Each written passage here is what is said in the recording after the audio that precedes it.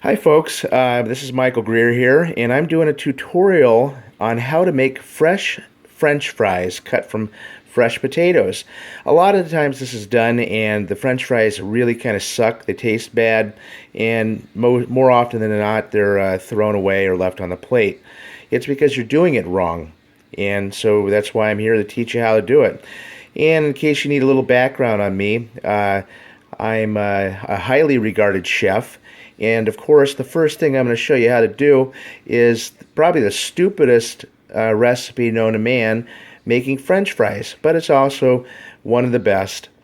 So you take a potato, and if you're not a complete idiot, you'll know how to cut these into little strips like that. They're called French fries, or potato strips, or however you want to pronounce it or call it or whatnot. So then you take these potato strips, French fries, and you put them in a bowl of water. Most people don't do this. They either try to fry or bake them before soaking them in water. And what this does is causes an undercooked potato, and it loses any form of crunchiness or crispness. So what you get is a soggy piece of crap, basically, however you decide to cook it. So you soak the potatoes in a bowl of water, a bag of water, whatever you put water in, you just soak the darn things in there. Up to a day long, 24 hours, or at least 3 hours. And then you take the potato strips, fries, or whatever you want to call them, part of the Tabasco in the background, and then you blanch them in the fryer. And some healthy people would want to bake them, but that's not the way we're doing it now, because baking French fries is basically a fake way of doing it, and regardless of how great people think they are, they still kind of taste like crap, so that's not the way we're going to do it today. So anyways, you blanch them off, you fry them one time first, you remove them from the fryer, and you let the oil drain off of them so that they're fairly dry, and then you let them sit to cool. And then after you do that, you take your blanched French fries and you put them in hot oil. 350 degrees is perfect. As you'll notice, I am frying mine in a bowl, a metal bowl of oil. I once had a Fry Daddy, but that was one thing that went with the ex-wife. And if I were to give a suggestion, I would definitely tie down things like that in your kitchen if you don't expect them to leave once your wife does. So here I am, I'm cooking these French fries in a nice hot pan of oil. And I said 350, I don't know exactly if it's 350 now. What I do know is that it's bubbling and it looks like it's cooking. So that's perfect for me. So we're just going to watch this cook for a little bit. And you want to make sure you stir them around. And I'm saying this because I'm expecting most people not to have a Fry Daddy, but if you're lucky, you'll have a deep fryer in your kitchen. In fact, I think I might have to get one of those again. But you let the French fries cook until crisp. So we'll just watch this cook.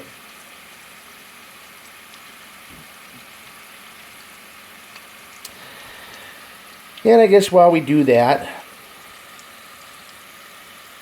I'll go over to my son and ask him how he'd like his French fries seasoned.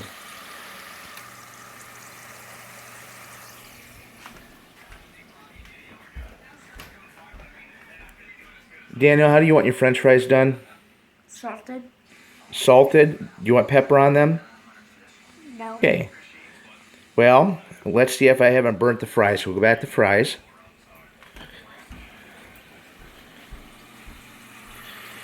Looks like they're cooking up nicely.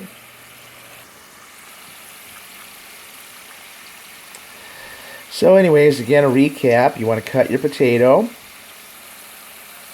or potatoes, depending on how many French fries you're serving everybody. Tonight, basically, I'm doing French fries for 2 because that's what's for dinner. Unless I can find some type of sausage or hot dog in the refrigerator, but it's basically going to be cheese fries or something to that nature, so we're going to make sure we do these right. So anyways, back to the recap.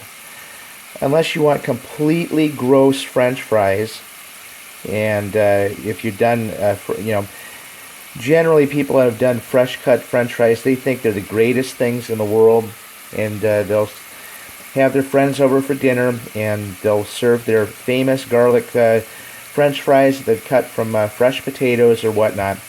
And most of their friends are kind of thinking these things are completely gross. Nobody ever really says anything, but I will tell you that those French fries are gross. And the ones I'm going to serve now are absolutely wonderful.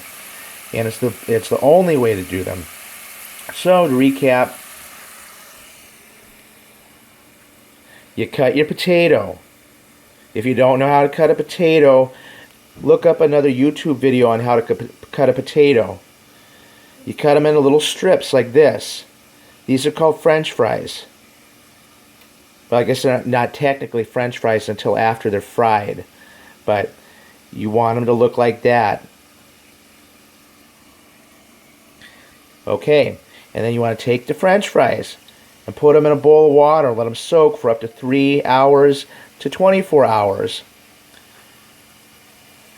Then let's pretend this is a fryer. You want to drop them in the fryer and let them blanch off for about 2 to 3 minutes in about 250 degree oil. Then you take them out of the fryer. You let them dry. And then after they've dried, you put them back into the fryer. And what this does is it fully cooks the French fry and allows for a nice, even, crispy French fry, which is kind of hard to get, actually. Look how nice those are. Just like the restaurant.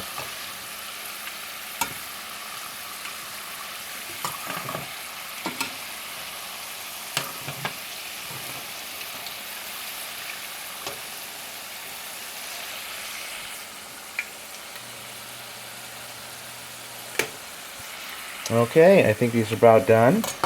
And depending on your taste, you can cook them a little longer.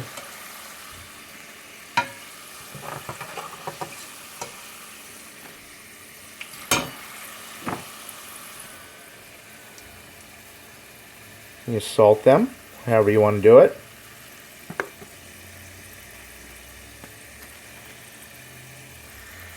Okay. Let's try this.